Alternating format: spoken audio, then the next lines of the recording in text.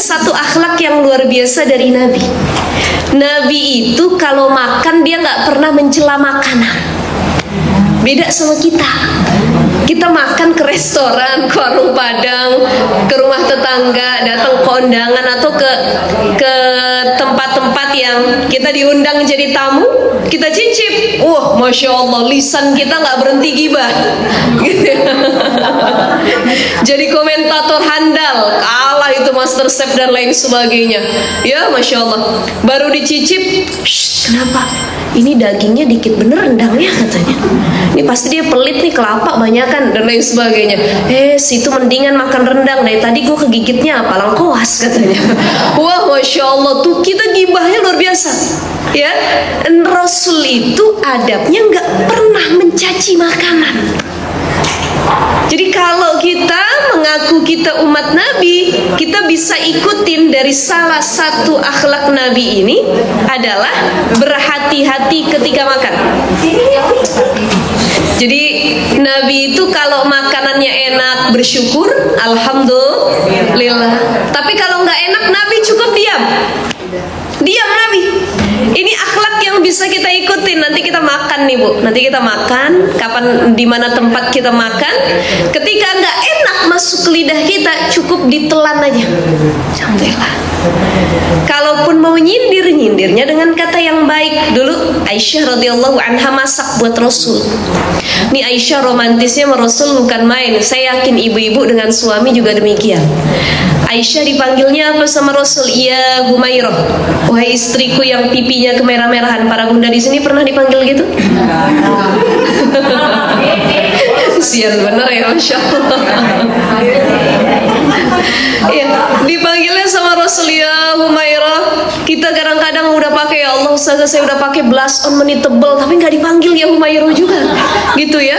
Yang pipinya kemerah-merahan. Ada orang dia pengen manggil istrinya, nyontoh Rasul, tapi cek orang Sunda nama istrinya nggak putih kemerah-merahan, hidung. Ya, akhirnya dipanggil sama suaminya, ya Hajar Aswad sini. La ilaha illallah Muhammadur Rasulullah. Tuh panggilan Rasul sama Aisyah. Aisyah pun kalau dipanggil sama Rasul jawabannya beradab.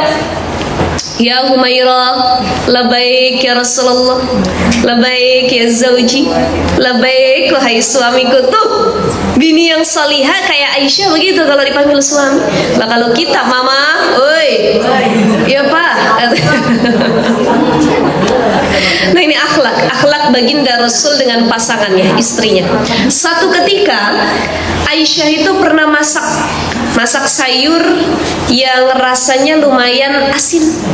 Ketika itu kata Rasul apa bilangnya? Tidak mencela, tidak mencaci maki, tidak membentak istrinya. Malah Rasul mengatakan, ya Humairah ta'ali hana. Sini dipanggil sama Rasul habis masak. Sini dipangku sama Rasul, dipangku, diusap-usap. Ya kita bayangin aja dulu, mudah-mudahan kita begitu nanti ya Bu. Apa kata Rasul? Bilang kepada Aisyah, ya Humairah, ini masakan kamu Masya Allah rasanya mengalahkan air yang ada di lautan, saking asinnya. Gitu ya. Cuman Rasul itu pintar menganalogikannya pakai sindiran yang halus, jadi nggak nyakitin hati. Dicoba sama Aisyah, kalau gitu saya coba wahai zauji, suamiku, wahai Rasulullah. Dicoba, ya Allah ya Rasulullah, saya mohon maaf makanannya kok begini rasanya. Minta maaf. Kemudian Aisyah mencoba untuk memasak kembali. Rasul pun gak gentak. Ada suami yang kalau dia istrinya gak enak masakannya langsung dicela. Maka ini bukan akhlak dan adab dari Rasulullah SAW. Jadi kira-kira kalau enak dimakan, gak enak diem aja, gak usah dicaci maki. Itu adabnya. Apalagi kalau kita lagi di tempat kondangan dan di rumah makan.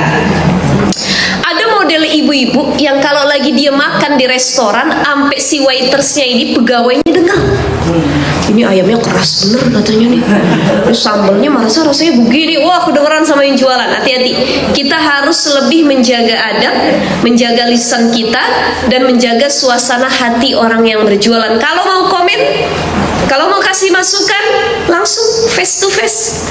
Mas, maaf, tadi kayaknya ayamnya perlu diperbaiki, itu terlalu keras gorengnya dan lain sebagainya, seperti itu. Itu akhlak dari Rasulullah Shallallahu Alaihi Wasallam. Maka kata Rasul, ciri orang yang bahagia pertama, badannya sehat. Mata masih bisa ngelihat, hidung masih bisa mencium, mulut masih bisa merasa, buang air kecil masih bisa, buang air besar masih bisa, buang angin pun masih bisa. Itu nikmat. Jadi kalau ada kawan majelis kita, teman liko kita, atau pasangan kita buang angin, jangan diomelin. Kenapa? Tandanya masih sehat. Ini hebatnya Islam, ibu-ibu. Jadi kalau kita, para bunda, kita buka kitab fikih, ada satu kitab fikih namanya Kifayatul Akhyar. Ya, itu biasa kitab yang saya kaji rutin. Di kitab Kifayatul Akhyar itu dijelaskan. Jadi Islam ini luar biasanya, dari bangun tidur sampai mau tidur lagi, semua dibahas oleh Islam. Nah, dalam pembahasan fikih itu, bab toharoh itu ada tentang pembagian jenis-jenis buang angin. Coba, sangat-sangat luar biasanya Islam memperhatikan hal tersebut. Jadi jenis buang angin itu ada dua. Satu durroh, yang kedua fusa. Fusaun, durrotun. Durrotun adalah model buang angin yang suaranya besar, baunya kagak ada. Ini durrotun. Tapi kalau dia bunyi ngagetin orang-orang, gitu ya. Ini siapa nih yang buang angin nih, gitu. Itu dibahas tuh dalam fikih itu ya. Durrotun. Ada yang kedua namanya fusaun. Ini model buang angin yang suaranya kagak ada, tapi baunya nauzubillah. Kadang-kadang suka ngagetin hidung kita gitu ya. Masya Allah, ini siapa yang buang angin? Akhirnya saling tunjuk gitu. Nah, kira-kira kalau istri, dia yang durroh apa yang fusa? Yang mana ya Ustazah? Kayaknya dua-duanya juga katanya. Nah, ini kalau suami kita buang angin, kawan kita buang angin, ya bau-bau pasti gak enak kita cium. Cuman tetap katakan alhamdulillah, wangi bener, masih sehat. Tandanya masih sehat. Tuh, udah kelas gitu aja. Ya, jadi sekarang kita lebih bersyukur lagi kalau ternyata sehat itu luar biasa. Sehat itu nggak bisa dibayar dengan materi. Sehat itu nggak bisa dibayar dengan uang. Mohon maaf, ada orang sakit masuk rumah sakit. Semahal apapun rumah sakit tersebut, kemudian dia sudah parah masuk ICU, kita bilang sama dokter, dok, gimana pun caranya selamatin keluarga saya. Dokter mau berapa saya bayar? Ratusan juta, miliaran, saya punya, tapi harus selamat nyawa orang tua saya. Kata dokter, saya bukan Tuhan. Saya cuma ikhtiar pakai alat-alat rumah sakit dan ilmu yang saya ketahui.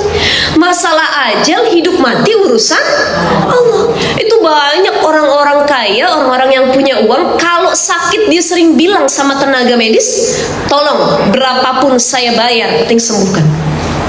Mintanya jangan sama dokter, mintanya jangan sama tenaga medis, langsung sama Allah. Keluarga kita di ICU, iya, gratis sama Allah langsung. Sama dokter bayar, sama rumah sakit bayar. Kadang-kadang udah di ICU lama, keluar ratusan juta, tetap wafat juga. Itulah kalau kita mintanya sama manusia, manusia nggak bisa kabulin. Tapi kalau mintanya sama Allah, sakit keluarga kita, ya Allah, saya sholat hajat, saya sholat tobat nggak ketinggalan, saya minta sembuhkan ya Allah. Allahumma anta syafi la shifa illa shifauka shifa la yaghadir saqam. Ya Allah, sembuhin ya Allah. Karunia Allah sembuh. Saya, mertua saya belum lama, tahun lalu baru operasi pengangkatan ginjal yang sebelah kanan. Ya, jadi tumor ginjal. Ketika dikeluarin itu sudah sebesar ini dengan tumor-tumornya dan daging-daging tambahannya. Ya, jadi sampai kencingnya berdarah, tidur nggak bisa, buang air besar nggak bisa. Akhirnya dioperasi. Karena kata dokter satu-satunya jalan operasi. Sudah kehilangan satu ginjal, tinggal satu nih Bu, Bunda, tinggal satu ginjalnya. Ternyata kambuh lagi. bukan lagi tumor ginjal, kanker ginjal. Jadi menyebar ke ginjal yang sebelahnya, dan sekarang sudah menyerang hati. Padahal usianya baru, mertua saya itu 56 tahun, masih muda. Ya, Masya Allah, seumuran. Gak kelihatan tapi ya Bunda ya, masih kelihatan apa 40-an gitu ya. Nah itu penyakit yang kadang kita nggak bisa handle kan diri kita. Kita udah, ya Allah ustazah, saya udah ikhtiar, saya udah mencoba gaya hidup sehat, lifestyle hidup saya tuh yang terbaik, saya olahraga, saya makan makanan yang bergizi, saya menjaga pikiran dan lain sebagainya, tapi tetap yang namanya penyakit, qadarullah, Allah juga yang kasih, dan kesembuhan Allah juga yang kasih. Maka jangan sepele dengan nikmat sehat. Baru kerasa, ya Allah, ngaji gak bisa, healing jalan-jalan gak bisa, mau self care gak bisa, self love gak bisa, mau jalan sama suami, ngelayanin suami gak bisa, ya, dan lain sebagainya. Baru sadar kalau nikmat sehat itu gak ada yang bisa menggantikan. Kita sehat, Bunda nih semua di sini sehat, ya. Tapi nggak punya duit, masih bahagia apa enggak? Masih bisa makan apa enggak? Kurang jawabannya ya, kurang sih ustazah katanya. Kurang bahagia. Masih bisa hidup nggak? Ya masih bisa. Masih bisa ngunyah nggak? Ya masih, walaupun nggak punya duit, paling pikirannya bengong gitu ya. Nggak punya duit gitu ya. Pokoknya perempuan itu kan fitrahnya bawel. Tapi kalau perempuan jadi pendiam, itu pasti alasannya dua. Yang pertama lagi sakit, yang kedua nggak punya duit. Ya, diam aja, diam. Insya Allah kan begitu ya. Jadi kalau para pakar neuroscience itu kan bilang sehari perempuan bisa mengeluarkan 17.000 sampai 20.000 kata. Itu fitrahnya. Apalagi yang penceramah, oh lebih, mungkin 25.000 kata gitu ya dalam sehari. Tapi laki-laki fitrahnya cuma 7.000 sampai 10.000 kata. Makanya kalau pengen deep talk, ngobrol sama suami, mau berangkat kerja pagi-pagi buta, bangun tidur, insya Allah masih didengerin. Tapi kalau suami pulang kerja, paling jawabannya oke, siap katanya. Padahal dengerin juga enggak katanya ya, lupa gitu dengan permasalahan yang sudah dia lewati. Itu. Jadi itu yang harus kita lakukan, bagaimana mensyukuri nikmat sehat. Karena kata Rasul, sebanyak apapun duit kamu, sekaya apapun kita, oh rekening saya nih miliaran ustazah, tapi sakit, saya bahagia apa enggak? Tiap bulan keluar masuk rumah sakit, kemoterapi, cuci darah dan lain sebagainya, duitnya banyak, investasinya di mana-mana, enggak bahagia. Suami saya ganteng ustazah, tapi sakit kita, buru-buru bisa romantis, bisa love time dan lain sebagainya, diangkat kebahagiaannya oleh Allah. Gak ada artinya tuh suami ganteng, harta banyak, semua jabatan, popularitas. Kenapa? Sehatnya Allah cabut. Jadi satu kata Rasul, orang yang bahagia sehatul badan, badannya sehat. Dah tuh. Jadi kalau sehat tuh alhamdulillah. Sering-sering kita lagi sehat begini, alhamdulillah ya Allah, walillahilham. Kata Imam Al-Ghazali, orang yang bersyukur itu cirinya dua.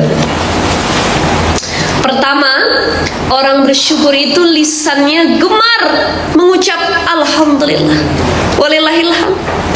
Ya Allah, nih karunia Engkau ya Allah, alhamdulillah, alhamdulillah. Suami ngasih uang belanja ke kita berapapun, alhamdulillah. Ada yang sehari mas 10 juta buat mama ya, alhamdulillah. Ada yang sehari cuma 50.000, alhamdulillah. Kebangetan ya. Berapapun itu lisannya sudah terbiasa ngomong alhamdulillah, alhamdulillah, alhamdulillah. Karena kadang kita sering kufur. Ini perempuan yang hadir semua perempuan kan ya Bu ya? Tulen ya. Ini kita semua perempuan. Perempuan ini penyakitnya satu. Kata Nabi dalam hadisnya, Masya Allah, yakfurnal ashir wa yakfurnal ihsan. Makanya kenapa kebanyakan penghuni neraka itu perempuan? Loh ustazah, bukan laki-laki, perempuan. Walaupun yang laki-laki juga banyak di neraka, cuman perempuan jumlahnya lebih banyak. Di samping karena jumlah perempuan di dunia lebih banyak, yang kedua dosa kita lebih banyak dari laki-laki. Yakfurnal ashir wa yakfurnal ihsan, sering kufur nikmat kita sama Allah. Kufur, Allah udah kasih fisik, jiwa, tubuh yang terbaik, kita operasi kelamin, dirubah ciptaan Allah. Betul ya? Operasi plastik, operasi keperawanan. Mohon maaf, pernah dengar ibu-ibu? Operasi keperawanan? Ini kalau di ibu kota ini Mampang masuknya apa? Jaksel ya? Jaksel ya? Jadi ini ibu-ibu nih semua anak-anak Jaksel lah. Ini kalau di ibu kota sudah bukan hal yang tabu lagi, operasi keperawanan. Padahal kalau kita buka secara hukum fikih, kita belajar fikul muasirah, fikih kontemporer, permasalahan kontemporer, permasalahan modern orang zaman sekarang, salah satunya masalah operasi. Dan banyak yang operasi keperawanan.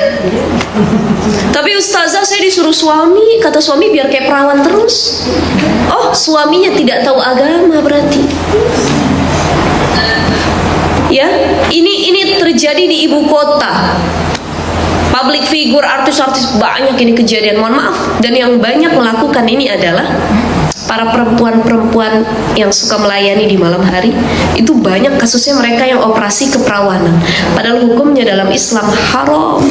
Kenapa? Unsur penipuan di dalamnya. Jadi suami yang baik dia nggak nyuruh istrinya operasi keperawanan. Masih ada cara yang lain. Bisa ratus, bisa olahraga, bisa apapun itu, ya Bu ya.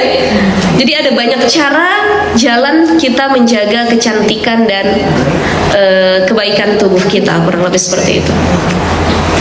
Baik, ibu-ibu sekalian yang dimuliakan oleh Allah Subhanahu wa taala, sekali lagi sehat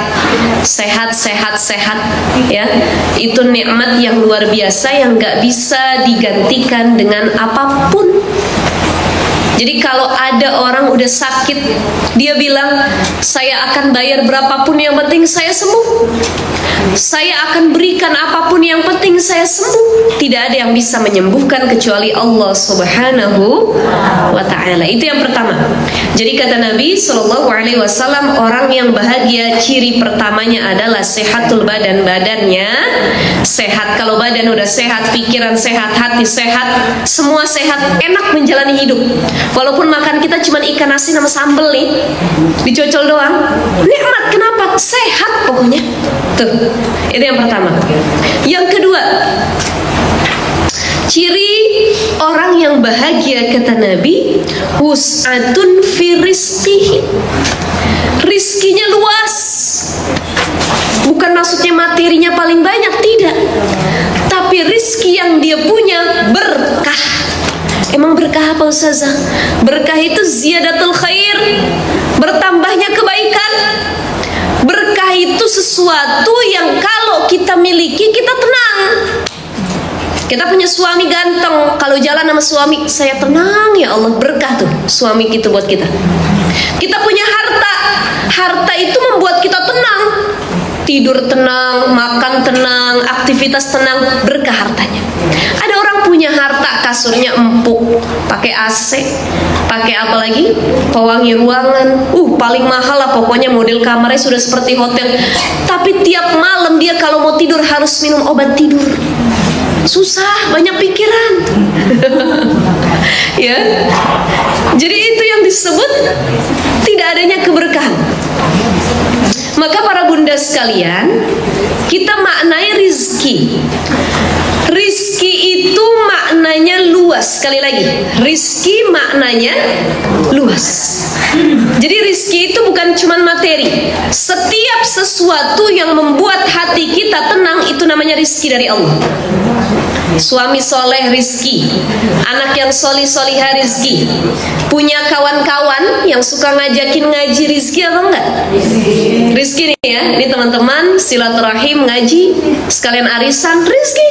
Kenapa? Karena teman saya Ustazah al-jarus salih, wa min sa'adatil mar'i al-jarus salih. Salah satu kebahagiaan manusia, seseorang ketika dia punya kawan yang soleh yang suka ngingetin. Ngaji yuk, datang yuk ke MT Az-Zahra. Yuk jangan telat pagi-pagi yuk.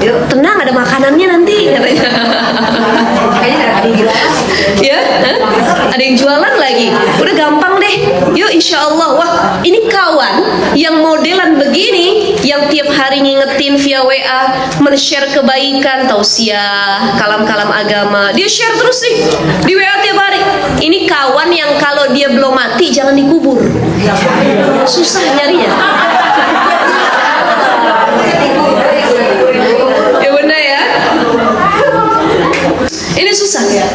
Jadi punya kawan yang suka mengingatkan kebaikan, ini rizki dari Allah Subhanahu wa ta'ala. Tapi ada kawan yang kalau, mohon maaf, ada dua jenis model kawan. Satu, kawan yang wajahnya kalau kita ngelihat wajahnya rasanya pengen ibadah, ingat Allah, ingat surga, neraka, ingat akhirat. Nih kita ketemu sama teman kita, saya ketemu Bu Erlis, pengennya ngaji mulu gitu ya, pengennya baca Quran mulu misalkan, gitu contoh ya. Dari raut wajahnya, pas ketemu ngobrol, rasa kita, ya Allah, saya kalau ngelihat muka teman saya yang ini ingat surga sama neraka, saya takut dosa gitu. Tapi ada model kawan yang baru datang, kita pengennya maksiat sama dia. Dia udah datang nih, baru datang keluar pintu.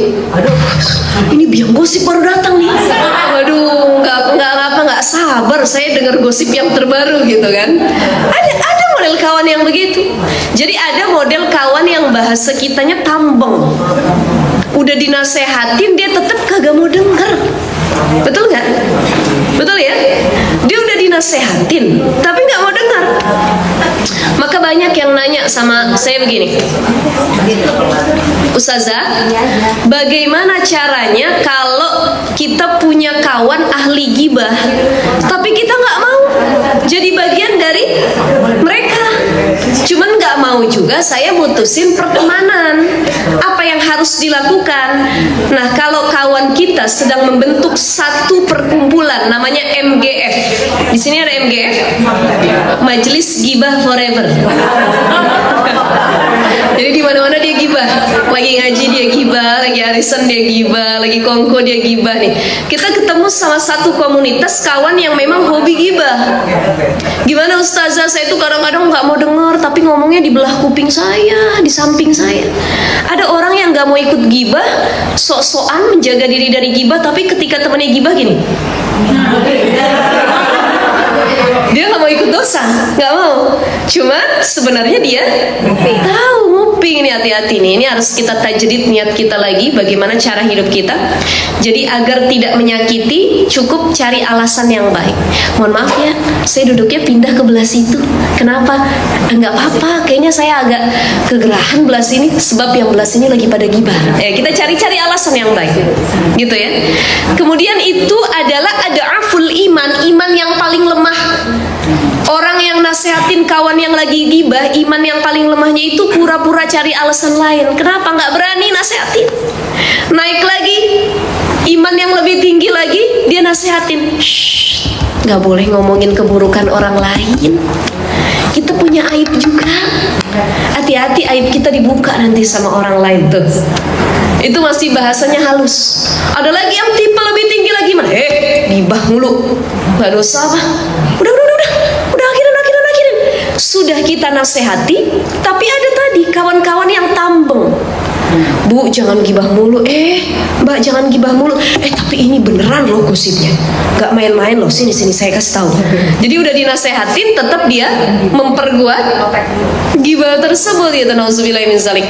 Jadi ini yang harus kita perbaiki. Cari kawan yang solih. Ada dua jenis kawan tadi. Kawan yang kalau kita ngelihat wajahnya, kita makin ingat sama Allah, makin taat sama ibadah. Tapi ada kawan yang dia baru datang ketemu, kerjaannya maksiat dan kita kebawa untuk melakukan maksiat. Insya Allah di sini mudah-mudahan wajah-wajahnya ahli ibadah semua, ahli syurga semua, dan terus bisa memberikan vibes positif, energi positif kebaikan buat teman-temannya yang siapa saja kita ketemuin ya, kita temui insya Allah. Baik, wus'atun fi rizkihi, jadi rizki luas. Ya, rizki luas. Rizki bisa dalam bentuk pasangan yang solih, anak yang solih solihah, ketenangan hidup, punya guru yang solih. Semua itu rizki. Jadi rizki bukan hanya dalam bentuk materi saja. Kemudian sahabat ini nanya, para bunda sekalian, ya Rasulullah, kami bahagianya nggak pengen cuman di dunia, betul nggak? Betul nggak, Bu, Bunda? Kita bahagia nggak cuman pengen di dunia. Insya Allah nih kita bahagia di dunia. Tapi sekarang kita lihat kawan-kawan kita yang ada di Palestina, saudara sesama Muslim. Ini jadi reminder. Jadi muhasabah diri, ya Allah, saya makan enak, gak ada gangguan, mereka mau makan kekurangan. Saya mau tinggal, tidur, istirahat, beraktivitas bebas, mereka dikejar-kejar dengan bom setiap harinya. Saudara kita yang ada di Palestina. Ini saya paling gak bisa ngelihat video-video itu yang berseliweran, kebanyakan para korbannya perempuan dan anak-anak. Ya Allah ya Rabbi, itu terakhir saya ngelihat anak-anak yang sampai palanya putus, tinggal kakinya, tangannya dan lain sebagainya. Itu banyak video-videonya yang ada berseliweran di media sosial.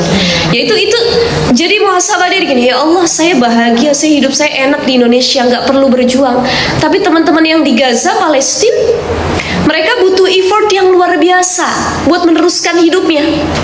Bahkan banyak keluarga-keluarga yang udah kehilangan anaknya, pasangannya, suaminya, istrinya, keluarga besarnya, tapi mereka tertawa. Apa mereka bilang? Kami akan bertemu di surga, katanya. Mereka semua syahid tuh.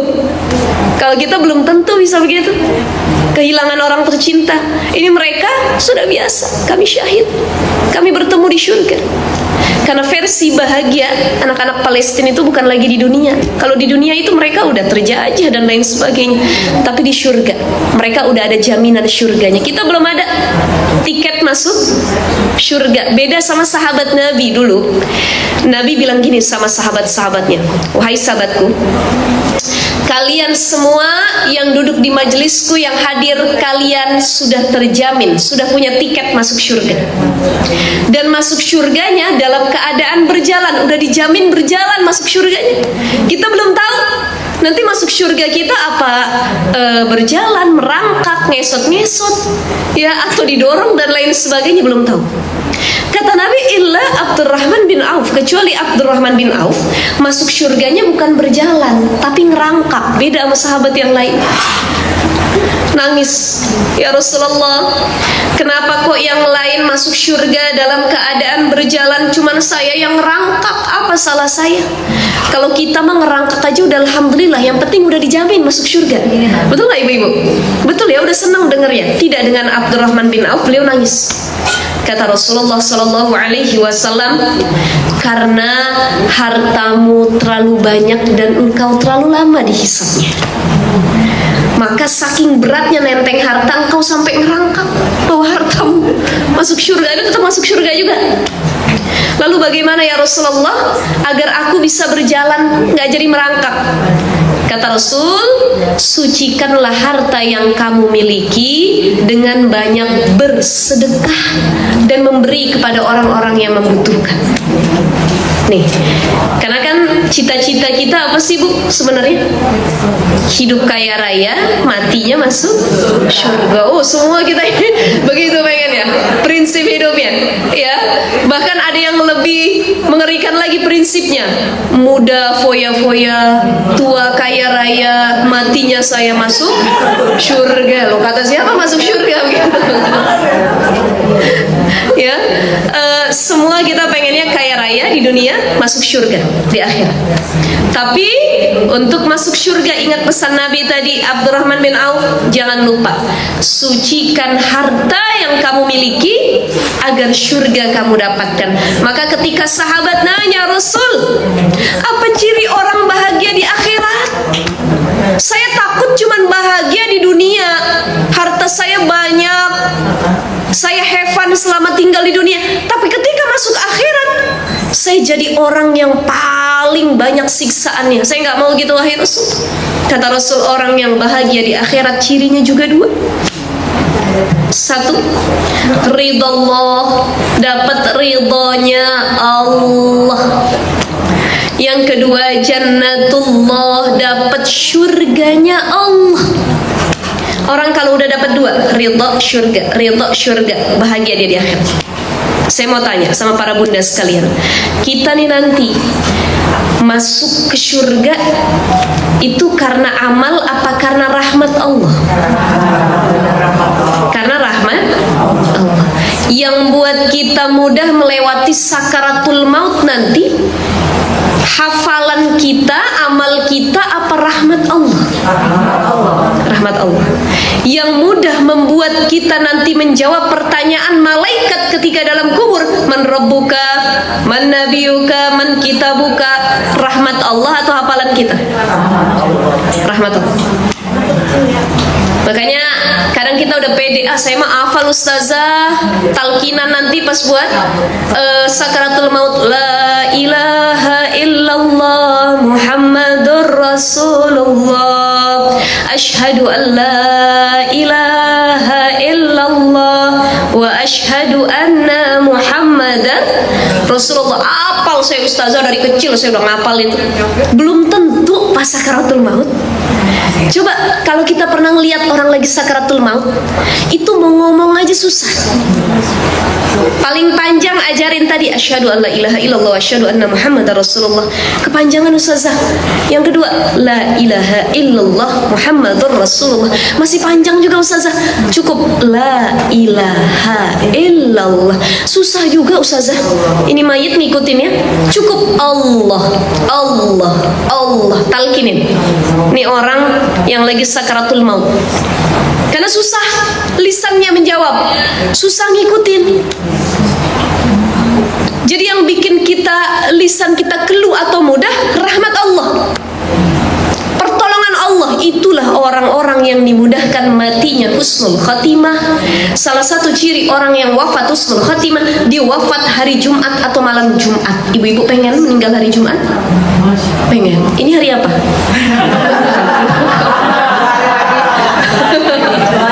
Dua hari lagi ya. Tapi ustazah jangan Jumat ini juga. Belum siap ya Bu ya. Jadi kalau ditanya udah siap apa belum? Jawabannya udah siap belum? Belum. Tapi apa ajaran Nabi? Mati itu nggak ada yang tahu. Kita disuruh isti'dadul yaumir rahil, mempersiapkan datangnya hari kematian. Jadi siap nggak siap dia datang. Ya Allah, ya Rahman. Bahkan orang-orang solih nih, ibu-ibu sekalian, para guru-guru, para ulama, orang-orang solih, itu mereka di lemarinya udah nyiapin kain kapan. Ini kalau ibu lihat para ulama-ulama, kiai-kiai, satu ustaz, itu kain kapan beserta perintilannya buat prosesi nanti ketika dikebumikan, itu udah siap di lemarinya. Jadi kalau dia buka lemari, dia bukan cuman buka lihat bajunya, lihat kerudungnya, lihat tasnya, dia lihat kain kapan yang dia pajang. Ya Allah ya Rahman, ingat mati. Cuman kalau kita ustazah rasanya kalau saya nyimpen kain kapan di lemari, saya angker benar. Kayaknya udah siap benar, tinggal berapa hari lagi gitu ya. Betul ya? Nah ini orang-orang solih, para ulama begitu. Mereka udah nyiapin kain kapan. Kenapa? Saking mereka faham untuk isti'dadul yaumir rahil, mempersiapkan datangnya hari kematian. Makanya yang bikin kita bisa jawab, rahmat Allah. Kita apal sekarang, man rabbuka, Allah kata kita, man nabiyuka, Muhammad sallallahu alaihi wasallam, man kitabuka, Al-Qur'anul Karim, apal kita. Ini apalan. Tapi yang nanti membantu kita menjawab, rahmat Allah. Rahmat Allah sebab kita sudah beramal dengan ikhlas selama di dunia. Dulu lucu ibu-ibu, tahun 2013 saya berangkat umroh. Waktu itu bawa sekitar 45 jamaah. Ya, mohon doa, insya Allah di awal November ini tanggal 5 saya berangkat lagi. Dan mohon doa bimbing, tapi sambil keadaannya lagi hamil 5 bulan ini. Jadi mohon doa mudah-mudahan sehat walafiat. Ya, enggak ketara katanya. Ya, dulu itu tahun 2013 saya bawa 45 jamaah. Ada satu jamaah orang Surabaya, orang Jawa. Di sini ada orang Jawa? Ada, tapi pasti logatnya udah pada hilang ya. Jadi orang Jakarta. Ada Surabaya, dia orang Surabaya yang logatnya masih medok dan gak bisa ngomong bahasa Indonesia. Ketika kita sudah selesai prosesi umroh di Mekah, kita sudah tawaf wada, tawaf perpisahan, check out dari hotel, mau naik nih ke bis bareng-bareng balik ke Jeddah. Itu yang lain sudah pada masuk ke bis, si nenek nggak mau, masih di lobi hotel. Saya nggak bisa ngobrol karena bahasa Jawa dan dia nggak bisa bahasa Indonesia nenek ini. Jadi kalau mau ngomong harus ditranslate sama keluarganya. Saya tanya, kenapa nenek nggak mau masuk? Nenek nggak mau pulang. Katanya, kenapa? Karena nenek mau meninggalnya di Mekah. Kan banyak nih yang cita-citanya meninggal di Mekah Madinah ya. Akhirnya, aduh siapa yang rayu ini? Dia nggak mau. Saya nggak mau pulang. Saya nggak balik ke Surabaya. Saya mau di sini, mau nambah lagi. Aduh nek, ini kita udah habis umrohnya. Ya, kalau mau nambah lagi boleh, mungkin bayar lagi hotel dan lain sebagainya. Cuman kan ribet. Ya pokoknya saya mau meninggal di sini. Akhirnya ada satu mutoif orang Madura kan banyak di sana ya. Jadi mutoif. Itu dia pintar bahasa Jawa. Akhirnya diajak ngobrol, dirayu si nenek ini. Nek, pakai bahasa Jawa. Nenek nggak mau pulang. Iya, saya mau meninggal di sini. Nenek kalau meninggal di sini, emang nenek bisa bahasa Arab? Aku raiso katanya. Nanti kalau ditanya dalam kubur di sini pakainya bahasa Arab nih. Karena di Mekah. Ya. Oh gitu ya. Iya, makanya nenek pulang ke Surabaya. Kalau nenek pulang ke Surabaya, nanti malaikat pakai bahasa Jawa nanya nenek katanya di sana. Oh iyalah, aku pulang aja lah kalau gitu katanya. Gak jadi aku di Mekah. Itu susah ngerayunya. Begitu ada ustadz yang pinter ngerayu, mau pulang neneknya. Gara-gara nggak bisa bahasa Arab. Emang kalau yang lahir di Mampang pakai bahasa Betawi ditanya? Kan nggak juga kan. Jadi tetap bahasa Arab.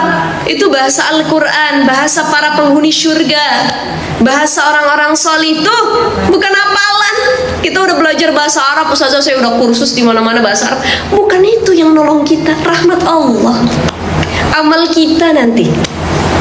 Maka dua kebahagiaan, ridha Allah, jannatullah. Dapat ridha Allah, dapat syurga Allah. Doa kita kalau habis salat, Allahumma inna nas'aluka ridhaka wal jannah wa na'udzubika min sakhatika wan nar. Itu kalau domirnya nahnu ya.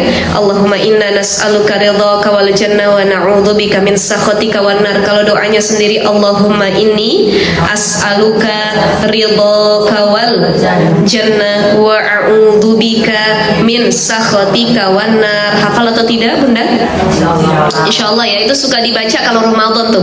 Allahumma inni as'aluka ridhaka wal jannah wa a'udzubika min sakhatika wan nar. Ya Allah, kami mohon ridhamu, kami mohon syurgamu ya Allah, dan kami mohon perlindunganmu dari siksaan neraka. Jadi kalau kata Abu Nawas itu dalam syairnya, ilahi lastulil firdausi ahla wala aku ala naril jahim. Ya Allah, aku tuh pengennya masuk surga tapi banyak dosa kayaknya ya Allah. Malu aku nginjekin kaki di surga. Wala aku ala naril jahim, tapi kalau aku masuk neraka gak sanggup ya Allah. Pedih siksaannya. Ya, maka kita doa ya Allah, mudah-mudahan seburuk-buruknya saya ditempatkannya di surga. Amin ya Rabbal alamin. Salah satu keberkahannya karena kita bangga jadi umatnya Nabi. Ibu-ibu kenal nggak sama Abdul Uzza? Kenal? Enggak. Abu Lahab, tahu Abu Lahab? Abu Lahab. Itu Abdul Uzza itu si Abu Lahab. Ya, jadi nama aslinya Abu Lahab itu Abdul Uzza. Abdul Uzza ini kan salah satu orang yang dulu sering mencelakai Nabi, nggak suka dengan dakwah Nabi, sampai akhir hayatnya nggak beriman. Beliau ini Abdul Uzza, si Abu Lahab ini pamannya Nabi, padahal pamannya, tapi pamannya Nabi dia nggak beriman. Sampai satu ketika sudah wafat, ada paman Nabi yang satu lagi namanya Abbas bin Abdul Muthalib. Beliau mimpi ketemu Abdul Uzza itu lagi disiksa dalam neraka. Ditanya sama Abbas, "Wahai Abu Lahab, apa yang engkau rasakan selama di neraka?" Apa jawaban dia, para bunda sekalian? Gak ada rasanya, ya rasanya sakit. Namanya disiksa di neraka, kena api dan lain sebagainya. Cuman kata Abu Lahab, ada satu yang luar biasa. Khufifa ilayya fi kulli isnin. Kalau datang hari Senin, kata Abu Lahab, siksaan nerakaku diringankan sama Allah, dikecilkan. Kenapa kok bisa, kata Abbas? Sebab dulu waktu Nabi Muhammad SAW lahir, aku bahagia. Udah cuma gitu doang, bahagia. Cara bahagiaku adalah dengan memerdekakan satu budak namanya Suwaibah al-Islamiyah yang akhirnya jadi ibu susu Nabi. Kalau kita bahagia kan, beli kue, kita datang ya, kita beliin kado buat ponakan kita beliin perintilan, apapun itu, tanda kita bahagia ponakan kita lahir. Tapi Abu Lahab luar biasa, dia merdekakan budak yang kalau di merdeka itu mahal budak. Ternyata itu yang meringankan siksaan nerakanya tuh Abu Lahab. Apalagi kita, ya Allah, umatnya Nabi, yang kita bahagia punya Nabi Muhammad, kita bahagia dengan kelahiran Nabi, kita bahagia dengan ajaran Nabi, insya Allah. Bukan cuma diringankan siksa kita, tapi dikasih surga oleh Allah Subhanahu Wa Taala. Amin ya Rabbal Alamin. Baik, sedikit lagi ibu-ibu yang dimuliakan oleh Allah Subhanahu Wa Taala, itu kata Rasul, orang yang bahagia cirinya 4. Bagaimana bahagia versi Al-Quran? Itu dalam surah Ali Imran. Bismillahirrahmanirrahim. Alladzina yunfiquna fis sarra'i wad dharra'i wal kadhiminal ghaiza wal 'afina 'anil nas. Cirinya 3. Wallahu yuhibbul muhsinin. Orang bahagia tuh 1, alladzina yunfiquna fis sarra'i wad dharra'i, pengen dia berbagi aja. Ketika dia berbagi, dia bahagia. Berbagi, ada orang yang lihat dia bahagia, nggak ada orang yang lihat dia bahagia. Kenapa? Karena niatnya sedekah berbagi bukan lagi karena pujian manusia, melainkan karena ridhonya Allah. Saya sedekah ustazah nggak perlu pujian dari kawan-kawan saya pengennya ridho Allah. Ada orang yang sedekah pengen dilihat. Dia datang ke majelis taklim, keluarin duit. Nih, saya kasih 1 juta sedekah. Saya kasih sedekah 100.000. Begitu pulang dia nyamperin panitia. Pak, tolong. Tadi duit 100 saya kembaliin 99.500. Lumayan nih buat parkir dan lain sebagainya. Bukan lagi karena Allah, ternyata pengen dipuji. Ada orang ketika sedekah pengennya disebutnya hamba Allah. Kenapa? Takut riya. Tolong sebut nama saya hamba Allah. Begitu lagi diumumin, alhamdulillah sedekah dari hamba Allah sekian puluh juta, sekian ratus juta, semua bertanya-tanya, siapa hamba Allah? Kan kita keponya tinggi, betul nggak? Siapa hamba Allah tuh siapa? Siapa? Yang hamba Allahnya duduk, diam, dia toel temennya, shh, hamba Allah tuh saya. Saya, bukan lagi karena Allah, akhirnya niatnya berubah jadi karena manusia. Aduh, susah ngilangin sifat ria ini, ya Allah, ya Rabbi. Makanya orang bahagia itu adalah orang yang ikhlas berbagi. Ya Allah, saya mau ngirim buat Palestina, saya mau ngirim buat para kaum duafa, fakir miskin, yatim. Udah niatnya lillahi ta'ala, doa mereka udah cukup buat saya, ya Allah. Tuh orang bahagia versi Al-Quran. Alladzina yunfiquna fis sarra'i wad dharra'i. Dia berinfak baik di kala senang maupun susah. Orang kaya sedekah udah biasa, tapi orang lagi susah dia sedekah, itu yang luar biasa. Saya susah, saya butuh, saya sedekah, itu yang luar biasa. Makanya hati-hati jadi orang yang pelit. Kalau bahasa kitanya meregehese, medit gitu ya. Masya Allah. Ini ada kisah yang luar biasa para bunda sekalian. Saya sampai jam berapa tausiahnya? Sedikit lagi. Oh, oke. Baik, sedikit lagi para bunda sekalian. Ada satu kisah sahabat Nabi namanya Abu Dujanan. Abu Dujanan ini fakir miskin, pokoknya susah bener. Dia punya tetangga kaya raya, punya pohon korma, ampe tuh pohon korma suka jatuh ke halaman rumahnya saking banyak buahnya. Satu ketika, kalau setiap sholat subuh Abu Dujanan itu pulangnya paling cepat. Nabi lagi doa, belum kelar Nabi doa dia udah pulang. Assalamualaikum warahmatullahi wabarakatuh. Pulang langsung keluar masjid. Ditanya sama Nabi satu ketika, wahai Abu Dujanan, kenapa engkau nih, aku belum selesai doa engkau udah pulang duluan? Apa sih yang dikejar?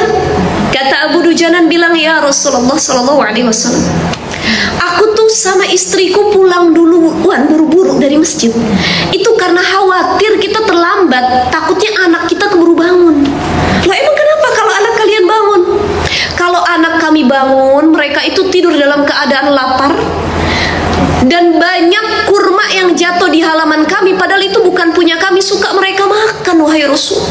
Aku takut yang masuk ke perutnya itu gak halal. Kenapa? Gak diizinin sama pemiliknya. Ya kalau kita apa aja kita masukin ke perut kita, ya. Dulu masih kecil mangga orang kita embat, bunga orang kita cabut dan lain sebagainya tanpa izin. Ini ciri orang yang waro.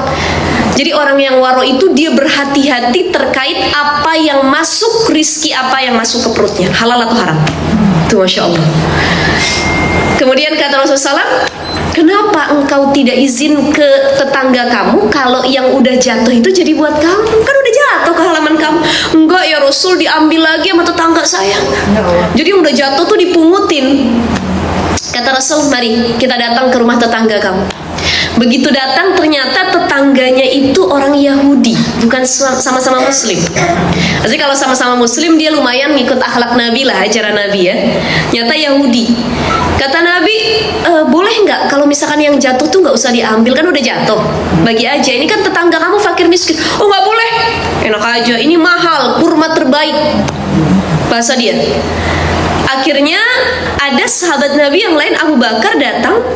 Kata dia bilang, wahai Nabi, apa yang terjadi? Ini ada si Yahudi tapi dia nggak mau berbagi, lalu udah jatuh ke tanah tetangganya. Akhirnya kata Abu Bakar, gini deh, wahai ini tetangga Yahudi ini, bagaimana kalau aku beli pohon kurmamu? Kata Abu Bakar. Jadi pengen dibeli pohon kurmanya, mau disedekahkan buat tangganya. Oh nggak mau, ini mahal. Dan ini nggak boleh ada yang nyicipin siapapun, ini cukup buat kami. Ini kalau saya jual kurma saya, untung saya besar. Nggak mau, dipaksa berapapun harganya nggak mau. Keesokan harinya, ini tetangganya ngeliat pohon kurmanya udah hilang dari rumahnya, bukan dicolong, bukan. Jadi Allah yang mindahin tiba-tiba ke lahan si tetangganya ini Abu Dujanan. Nggak ada bekas dicabut, rapih tamannya, seolah-olah nggak pernah ada pohon kurma numbuh di situ. Siapa yang melakukan itu kalau bukan Allah? Nah, ini Masya Allah. Jadi jangan sampai kita dalam keadaan kaya raya tapi tetangga kita kelaparan. Kita hari ini bilang sama suami, Dedi, kita hari ini makan di mana, Den? Restoran mana nih? Tapi tetangga kita, ibu-ibu apa manggilnya? Ayang, Beb. Ya, atau papi, atau Pak, gimana nih Pak? Hari ini Mama bosen masakan rumah terus. Udah deh Pak, kita cari restoran apa kayak ABCD dan lain sebagainya. Kita sudah berpikir demikian, makan di mana? Tapi tetangga kita ada yang hari ini apa yang saya makan? Itu jangan sampai kita kekenyangan, tetangga kita kelaparan. Nauzubillah. Itu satu orang yang bahagia adalah orang yang gemar berbagi dan dia memberikan manfaat buat orang-orang sekitar. Yang kedua, alladzina yunfiquna fis sarai wad dharra'i wal kadhiminal ghaiz. Orang bahagia itu adalah orang yang mampu memanage sifat marah dalam dirinya. Jadi saya mau nanya, marah itu manusiawi apa enggak? Fitrah atau tidak? Fitrah. Marah itu fitrah. Tapi Tetapi cara mengekspresikan marah yang fatal itu bukan fitrah. Bagaimana diri kita, tergantung diri kita. Ada orang yang kalau marah sampai banting piring, mecahin kaca, mukul orang, KDRT, bunuh orang dan lain sebagainya. Ini marah yang sudah tidak manusiawi lagi. Jadi marah tuh fitrah, boleh aja. Coba ibu-ibu bayangin, para bunda sekalian, kalau rasa marah itu dicabut, hidup lucu apa enggak? Lucu apa enggak? Ada orang ngambil suami kita nggak marah, ambil nggak apa-apa. Emang nggak apa-apa? Nggak apa-apa gitu. Nggak mungkin kan? Nggak mungkin kita nggak punya rasa marah. Jadi marah itu manusiawi. Silahkan. Ya, tetapi cara mengekspresikan marah yang harus kita kelola. Mari sama-sama kita lihat dalam kitab Riyadhus Shalihin. Itu ada pembahasan tentang bagaimana cara memanage diri agar tidak fatal saat marah. Kalau dia marahnya lagi berdiri, disaranin duduk. Ibu berantem, bunda berantem sama suami. Duduk ya, duduk pak, duduk. Kita duduk. Lagi duduk masih marah, masih nyolot, saling memaki. Kita terlentang pak, kita terlentang. Ini diajarin begini. Jadi ajaran Islam itu kalau marahnya berdiri, duduk. Kalau marahnya duduk, terlentang. Kalau masih marah juga duduk, terlentang.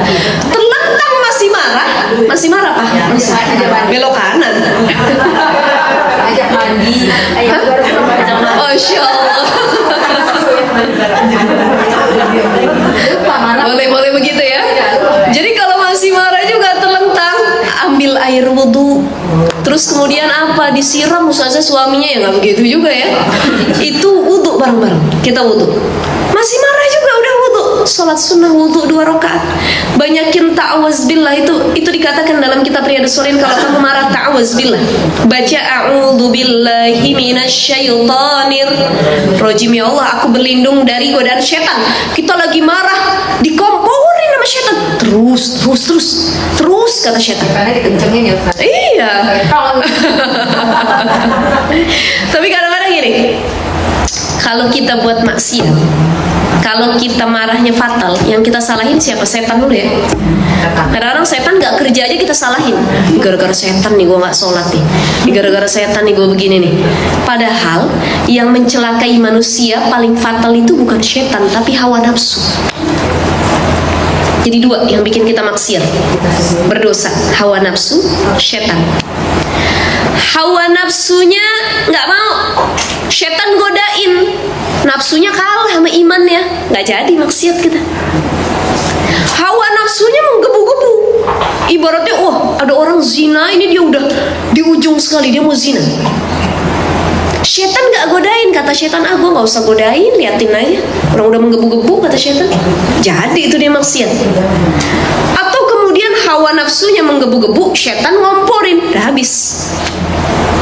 Maka yang paling jadi musuh terbesar selain setan itu adalah hawa nafsu. Buru-buru. A'udzubillahi minasyaitonirrajim. Baca sholawat, Allahumma sholli wa sallim wa barik alaih. Allahumma sholli wa sallim wa barik alaih. Kalau ibu-ibu atau para bunda, saya yakin pernah umroh atau haji kan? Itu orang-orang Arab tuh kalau lagi marah dengar sholawat diem, nggak jadi marahnya. Ya pernah lihat ya? Jadi mau di Arab manapun, mau di Saudi, mau di Haula Biladus Syam, itu di Palestina, Syria, Libanon dan lain sebagainya, di Mesir, itu kalau udah dengar kata sholawat, shollu ala nabi, Allahumma sholli wa sallim wa barik alaih, kata mereka. Jadi nanti ibu kalau berantem sama suami lagi marah, pegang dadanya, shollu ala nabi. Kata suaminya, lu kesambet apaan? Tuh main shollu ala nabi. Ya itu kita ngajak sholawat aja ya bu ya, sholawat bareng-bareng.